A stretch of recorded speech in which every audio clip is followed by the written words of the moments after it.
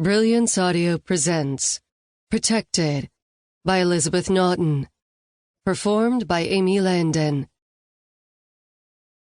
Kelsey McClane breathed a sigh of relief as she read the text from her attorney. 8 months of hell dealing with her ex were finally over. She felt as if a giant weight had been lifted from her shoulders. The only thing that could make this day any sweeter was if she'd never married the jerk to begin with. Rolling her eyes because her track record in her personal life was shit, and she knew it, she set her cell phone on the counter as she checked her reflection one last time. The lights on both sides of the mirror highlighted her blonde hair and showed every imperfection in her features. She knew the cameras would pick up each annoying freckle across the bridge of her nose, but it was too late to do anything about that now. In a matter of minutes, she was scheduled to be on air with Portland's hottest morning show, and not even the good news from her attorney could settle her frazzled nerves. She fluffed out her shoulder-length hair one last time, thinking how stupid it was to get worked up over a local TV show.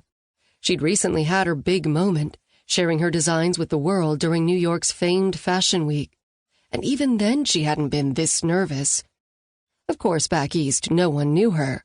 Here, every person she'd grown up with would be judging whether she was a success or a total flop. Please don't let me be a total flop. She breathed deeply and silently repeated the words that had gotten her through way worse than this. Keep it together. Stay strong. You can get through this. Ms. McClane? A woman called from the doorway. 5 minutes. Glancing over her shoulder toward the dark-haired woman wearing a headset and holding a clipboard, Kelsey forced a smile she hoped covered her nerves. The woman was some kind of assistant to the producer, but Kelsey couldn't remember her name. Meeting the cast and crew of Good Morning Portland this morning had been a complete blur. Okay, thanks. I'll be right out. Instead of turning around and bustling out as Kelsey expected, the woman narrowed her eyes and tipped her head. Has anyone ever told you that you look like that actress? The blonde who played in all those romantic comedies? What was her name? Annoyance pulsed inside Kelsey, but she was careful not to let it show. Vivian Armstrong. Yeah, that's the one. Yes, I've heard that once or twice. In fact, she'd been asked the same question more times in her life than she cared to admit. And right now, it wasn't helping settle her nerves any. They say everyone has a twin. Mine happened to be famous. And a drug addict. Lucky me. Too bad she's dead. You could have done look-alike work for her. As if Kelsey had the time or interest. Oh well, 4 minutes now, don't be late. The assistant ducked out of the room and disappeared.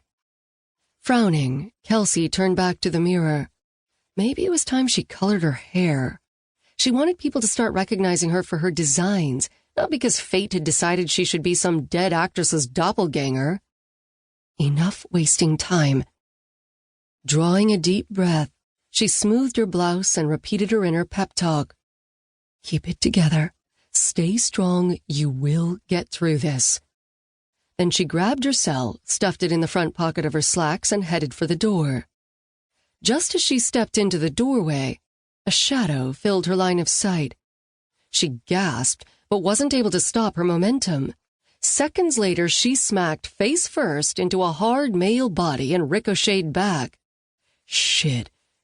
Hunter O'Donnell's long fingers and wide palms closed around her upper arms and jerked her forward, preventing her from hitting the ground on her butt. Sorry, damn it, I didn't see you. Kelsey stumbled on her 3-inch heels and reflexively lifted her hands to steady herself.